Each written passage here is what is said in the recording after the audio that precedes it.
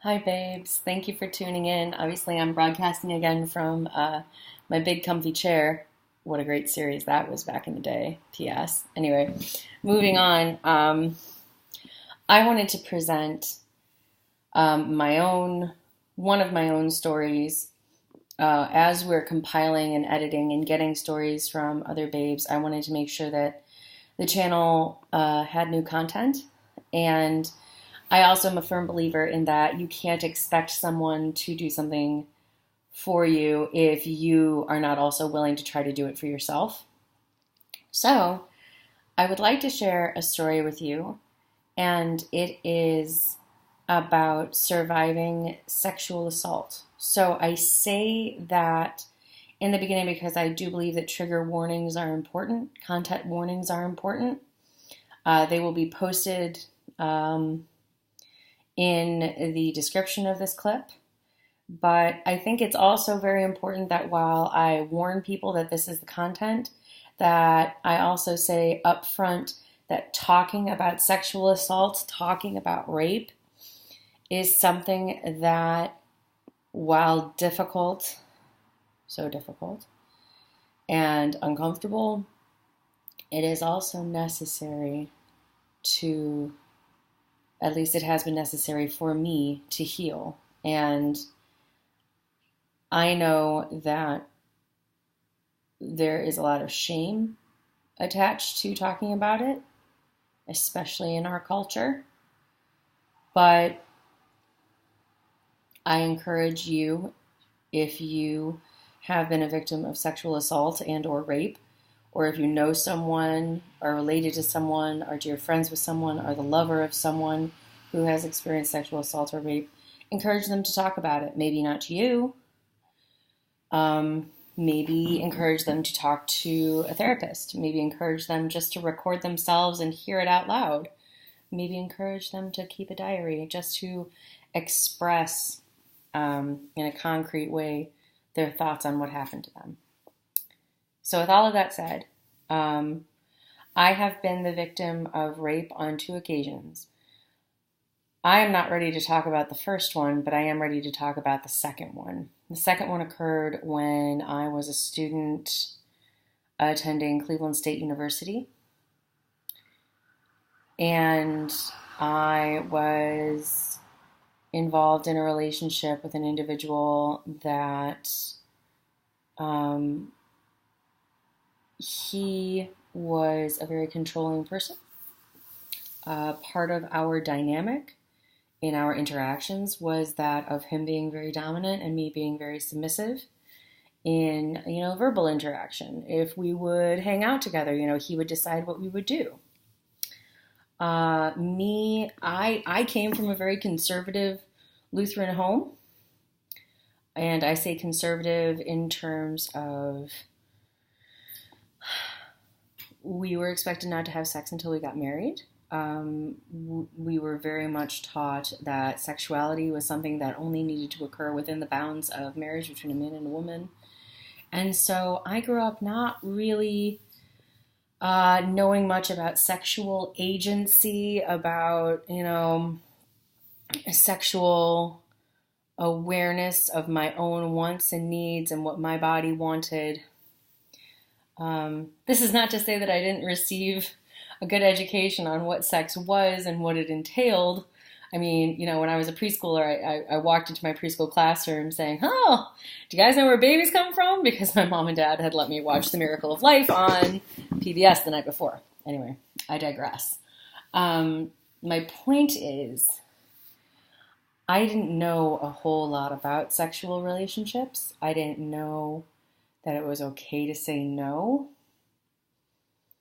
And I still didn't believe it was okay to say no. And you have to remember, this is the second time I was assaulted and raped. And I still hadn't figured out, and I hadn't been taught, and I hadn't come to believe for myself that I could say no. This coming from somebody who in undergrad directed the Vagina Monologues, got to meet Eve Ensler and perform with her at one of the 2 only all-male college campuses left in the United States, in Indiana, in spite of all that, I still had that belief inside of me that I couldn't say no, that I couldn't kick him in the balls and run screaming away when he forced himself onto me and into me. I didn't know how to say no. And I think the worst part of the entire thing is that after it happened,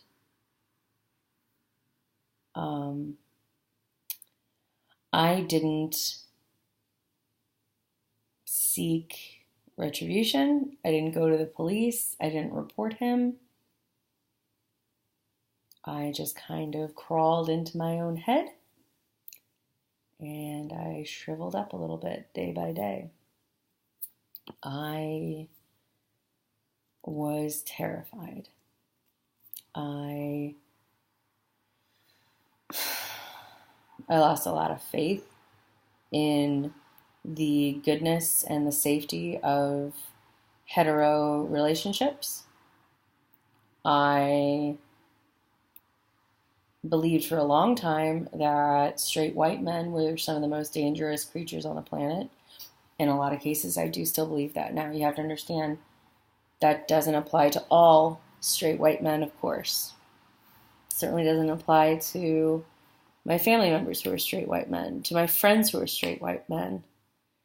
But unfortunately, when I walk down the street and I see a cisgendered, heterosexual white man walking toward me, 9 times out of 10, I have to prepare myself for, catcalling, sexual innuendo. If I'm in a bar, 9 times out of 10, the people who are being rude and hitting on me and trying to push themselves on me sexually are cisgendered, white, heterosexual men. And in the case of my second rape that I survived, it was a white, cisgendered, heterosexual man. And it really all comes down to power.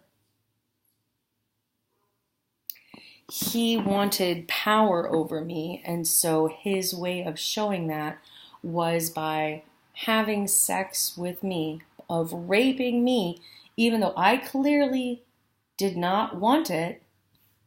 Body language and tears are real indicators that you should stop. And people who can't read those body language signs but say, oh, well, she didn't say no, I'm going to call bullshit on them right now. So if anyone has ever told you, if you have survived rape or you have survived assault and someone said, well, she never explicitly said no, but you were crying, you were covering your body, you were trying to move away, those are clear indicators of a lack of consent. After my second rape, my friends noticed that I was scared. They weren't used to seeing me scared. They were used to seeing Christina, this brash, bold person who would, take charge and do things. And it impacted my academic life. It impacted my home life. It impacted the relationships I had with people, specifically my male friends, but also my female friends, everybody. I lost trust in almost all of my relationships because one relationship, the one with my rapist, had made me question everything in the worst possible way.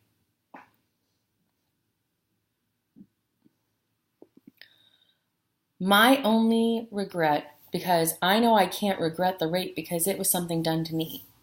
I shouldn't regret it because it's not something I did. I didn't ask for it. And I don't care what I was wearing. I don't care what you were wearing if you've been raped. Victims are never asking to be raped. Ever. Never, ever. The only thing I regret from my experience that I did have control over is that I didn't seek out other women to talk to about it. I didn't seek out a support system.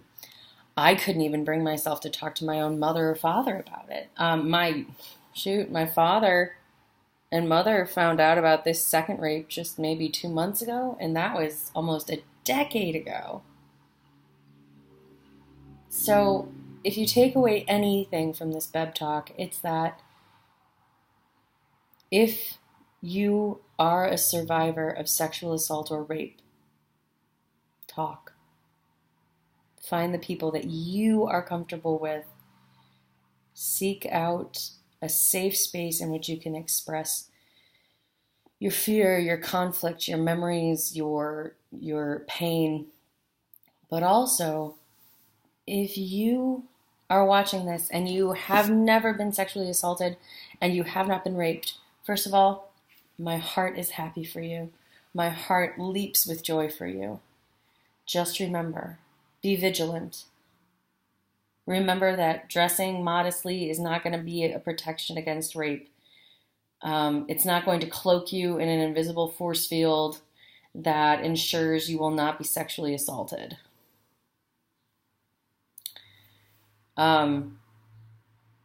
Look out for one another. Take care of one another.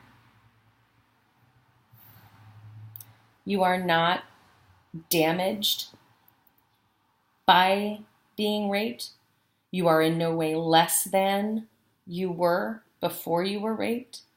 You are not damaged goods.